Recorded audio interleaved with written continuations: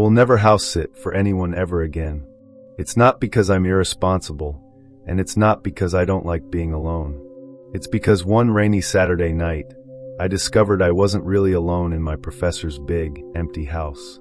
I was 23 at the time, a graduate student. My thesis advisor, Dr. Albright, and his wife were going out of the country for their anniversary for a week. They needed someone to watch the house and their 2 cats. The pay was good, and it was a quiet place to get some writing done. The house was beautiful but a little imposing, an old 2-story colonial at the end of a long, gravel driveway, surrounded by dense woods. I arrived on Friday evening. Dr. Albright gave me the tour, the keys, and a list of instructions before they left for the airport. The first night was fine, totally quiet except for the rain starting up. The second night, Saturday, is when it all happened. I was in the upstairs study, working on my laptop. It was around 10 p.m., and the rain was coming down hard, drumming against the roof. I'd made a cup of tea, and was settling in for a few more hours of work. That's when I heard it, a faint thump from downstairs. I paused, listening. The house was old. It groaned and settled all the time. I told myself it was just the wind, or a branch hitting the side of the house. I tried to ignore it, but then I remembered something. When I came upstairs, I was positive I had closed the heavy oak door to the study behind me to keep the cats out. Now looking over, I could see it was slightly ajar. I chalked it up to being tired and distracted. About 20 minutes later, I heard another sound. This one was different. It wasn't a creak or a thump. It was a soft, scraping noise coming from the main floor directly below the study. It sounded like a piece of furniture being dragged slowly across the hardwood floor. My heart started hammering. That wasn't the wind. I muted my laptop and listened, barely breathing. Silence. Then, a floorboard creaked on the staircase. Someone was in the house. My first thought was to call 911, but my phone was on the kitchen counter downstairs. I was trapped upstairs. I quietly got up and locked the study door, my hands trembling. I looked around for something, anything, to use as a weapon.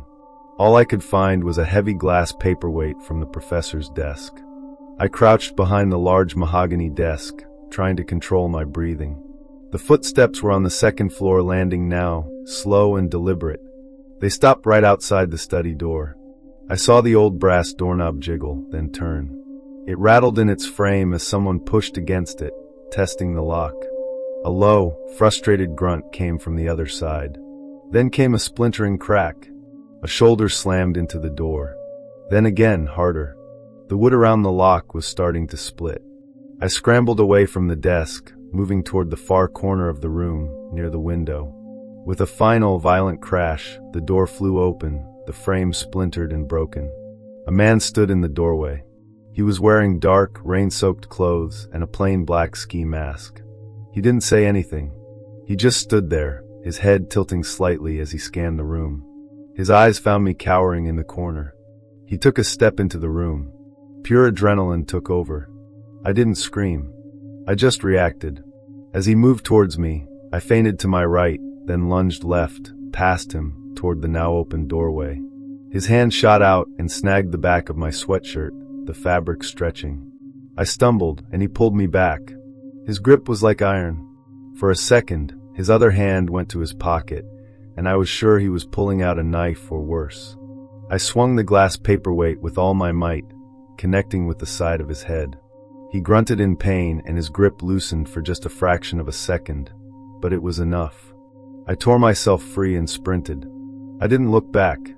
I flew down the stairs, jumped the last few steps, and landed hard on the hardwood floor. I ran for the front door, fumbled with the deadbolt, and threw it open, running out into the torrential rain.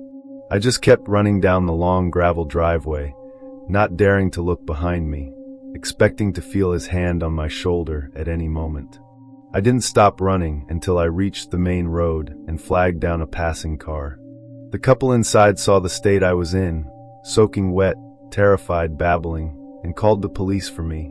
When the police cleared the house, they found the back door had been jimmied open. The man was gone.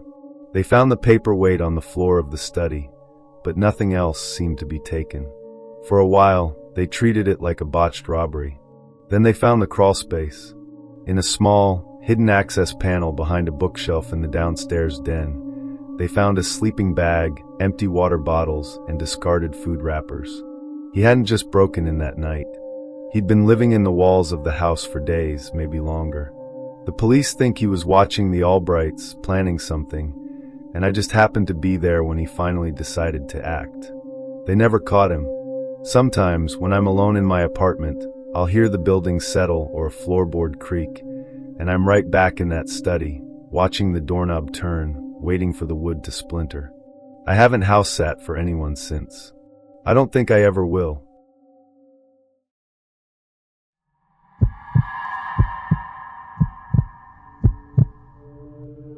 Renting that remote cabin in the woods to save a little money was, without a doubt, the most foolish decision of my life. I was just trying to have a digital detox weekend, a quiet escape from work emails and the noise of social media. The Airbnb listing called it a perfect fusion of modern and natural, with photos of its massive glass walls facing a deep, silent pine forest. Perfect solitude. I arrived on Friday afternoon. Everything was fine. On Saturday, the forecasted storm arrived on schedule. By nightfall, the wind was howling and the rain was torrential. It felt like the whole world had been reduced to just me and this little cabin, shaking in the storm. Then the power went out. My phone had zero service. I lit a few candles, their light casting my flickering shadow on the huge glass wall, which reflected nothing but pure, bottomless darkness outside. At first, this total isolation was exactly what I wanted. But as I sat in the bathtub, trying to relax in the hot water, I saw it. On the high, frosted bathroom window on the outside was a greasy smudge, a clear handprint. My heart skipped a beat. How could a cleaner leave a handprint on the outside of a window that high up? I forced myself to calm down, telling myself it was just an old smudge, a trick of the light and the steam. But once that seed of unease was planted, it began to grow wildly. After my bath, I couldn't find the book I had left on my nightstand. I knew I had put it there. After a few minutes of searching, I found it inside my suitcase, zipped up. I had absolutely no memory of putting it back. A chill crawled up my spine.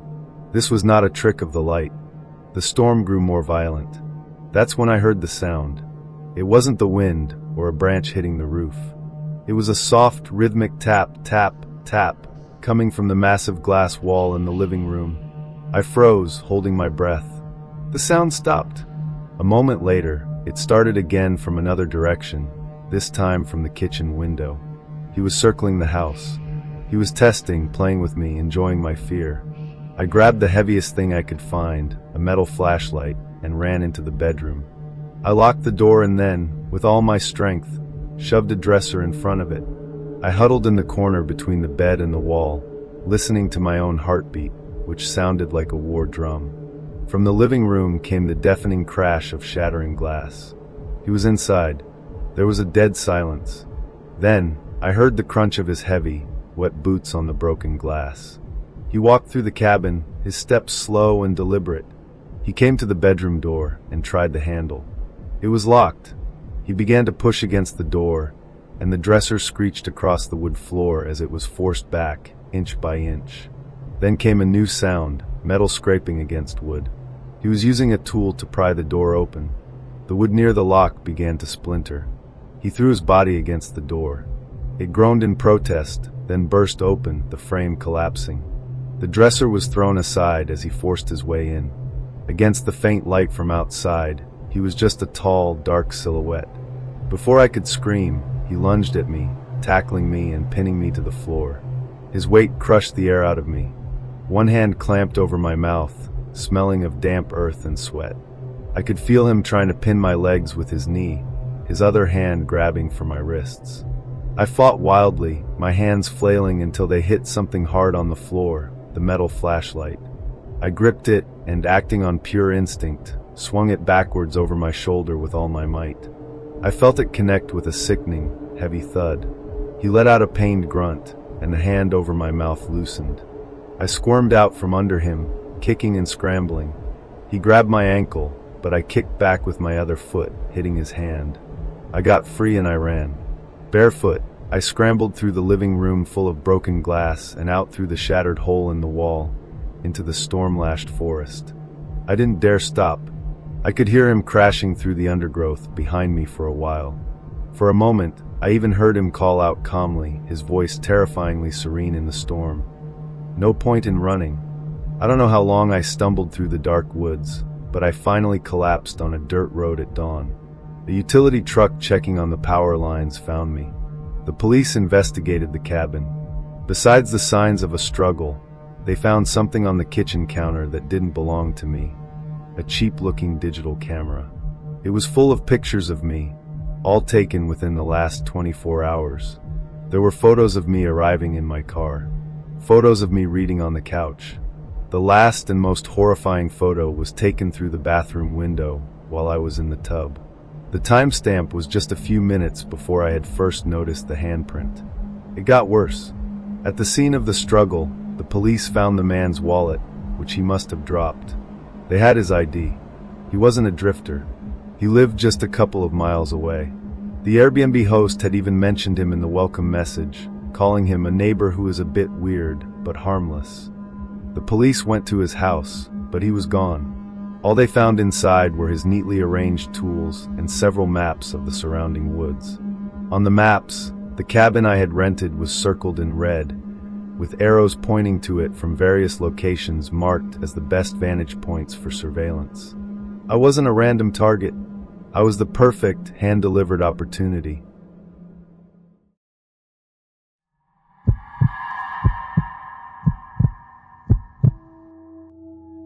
It was the first summer after I graduated college, and I decided to rent a cabin in a remote town, hoping for some real relaxation. The town was called Gray Creek, and even its name suggested a certain desolate calm. The cabin was even more so, surrounded by dense pine forest, with the nearest neighbor miles away. I loved the isolation, feeling it would truly let me clear my head. On my first day, the weather was clear, and the air smelled fresh with pine needles and damp earth. I moved my luggage into the cabin, and everything went smoothly. Though old, the cabin was well kept, and there were even unburnt logs in the fireplace. The evening of the second day, rain started without warning. At first, it was a gentle drizzle, but soon it turned into a downpour, punctuated by occasional thunder. I sat by the window reading, hearing nothing but the rain outside. Just then, I saw a blurred figure appear on the small path in front of the cabin. It was a man, wearing a worn-out raincoat, his hood pulled low, obscuring his face. He seemed to be carrying an old canvas bag. He didn't walk towards the cabin. He just stood by the roadside, his back to me, motionless. Rainwater streamed down his raincoat, quickly forming a small puddle at his feet. My heart sank. In such heavy rain, what was he doing just standing there? I pulled the curtain shut a bit, leaving only a sliver, and secretly watched him. He remained there, like a statue. I felt an unsettling discomfort. I'm not easily rattled, but the way that man stood there was just too strange. He showed no intention of seeking shelter, no sign of leaving. He just stood motionless. I even started to wonder if he was looking at me, even though I couldn't see his face. Hours passed, and the rain showed no sign of letting up. The sky grew completely dark. I switched on a few lamps inside the cabin to brighten the place. I looked out the window again, and the man was still there. My heart began to pound faster. Why wasn't he leaving? What was his purpose? I tried to ignore him, thinking maybe he was lost or waiting for someone. I went to the kitchen and poured myself a glass of water, trying to calm myself down. When I passed the living room again, I involuntarily glanced out the window. He moved. He slowly turned around, facing the cabin. I could feel that he seemed to be looking directly at the window where I was, though I still couldn't make out his face. Over the sound of the rain, I thought I heard a faint sound like footsteps on wet earth. He began to walk towards the cabin, step by step, slow and deliberate. An instant chill shot through me from my feet to my head. He wasn't lost, he was coming for me. I instinctively recoiled, bumping into the chair behind me. The chair made a noise. He stopped. I could feel his gaze fixed on me. I held my breath, my body rigid. He didn't come closer, but remained where he was. My hands were shaking violently, but for safety's sake, I still decided to dial 911. I tried to keep my voice low as I quickly gave the dispatcher my address and the current situation. The man was outside, slowly approaching. Less than a minute after I hung up, I heard a clear click. It came from the back door. My back door was locked. My mind went blank, and then a tidal wave of immense fear washed over me. Did he have an accomplice? Or had he already circled around to the back? I practically scrambled to the kitchen, grabbing the longest kitchen knife I could find. My hands trembled violently, the blade reflecting a faint light. I crouched low, inching my way towards the back door. With every step, I felt like I was suffocating. As my hand touched the doorknob, the door was suddenly forced open a crack. I saw it. A muddy, rain-streaked finger slowly extended through the gap, seemingly trying to unlatch the lock. It was a rough, knobby hand, with dirt under the fingernails. Then a foul, decaying smell, like a mixture of damp earth and some animal stench, seeped through the crack, assaulting my nostrils. My sanity snapped at that moment. I screamed and, with all my strength, threw my body against the door, simultaneously holding the knife across the gap. The person outside seemed not to have expected my resistance. They withdrew their hand, and the gap instantly closed. I could hear a muffled sound from outside, like a low murmur or a sigh, followed by rapid, heavy thuds, as if something was violently slamming against the wood. Bang! Bang! Each sound resonated in my chest, and the wooden door trembled with a pained creak. I could feel it was about to break open. I pressed against the door with all my might, my fingernails practically digging into the frame. I don't know how long I held the door, every second stretching into an eternity. My heart was pounding so hard I thought it would burst out of my throat. I stared intensely at the door, terrified it would be forced open again. The rain continued, but that low murmur, that hand, and those impacts were burned into my mind like a brand. Just when I thought the door was about to shatter, I heard a flurry of frantic barking, accompanied by the beam of a flashlight sweeping across the window. Then, I heard indistinct voices, and the increasingly close sound of police sirens. They were no longer distant, but loud and clear on the winding road just outside the cabin. I don't know how they got there so quickly, but it was undeniably my salvation. The banging from outside immediately stopped. Then I heard a series of rapid footsteps, like someone running through mud, fading into the distance. My hands trembling, I slowly moved my body away from the door. I peered through the peephole. Outside, it was pitch black, nothing but the rain. When the police and AK-9 unit arrived at the cabin, I practically collapsed as I opened the door. I incoherently described everything that had happened. They listened intently, then, with the police dog, began to meticulously search the area around the cabin. I told them about the man who stood outside, and the hand that came through the back door, and the banging sounds. The police dog sniffed around the back door for a long time, emitting low whines, but on the slick, muddy ground, they didn't seem to find many valuable clues. The police thoroughly inspected every inch of the cabin, from the front door to the back, from the windows to the roof. They even searched the muddy ground around for footprints. However, they found nothing but my own footprints. No extra footprints, no signs of disturbance, and the back door showed no signs of being broken.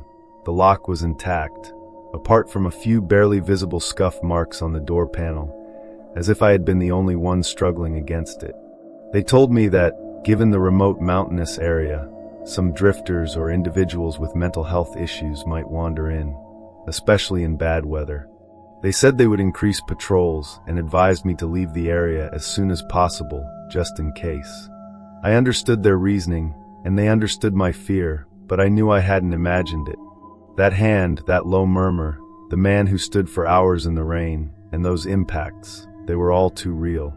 The police dog, despite its agitated behavior, had not provided any clear evidence. I didn't stay in that cabin for another single night. The very next morning, I packed my things and left Gray Creek.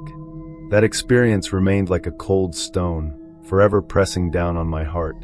About a week after I returned home, I received a small package mailed from Gray Creek. There was no letter inside, only a rusty old copper button, as if it had been buried in the mud for a long time.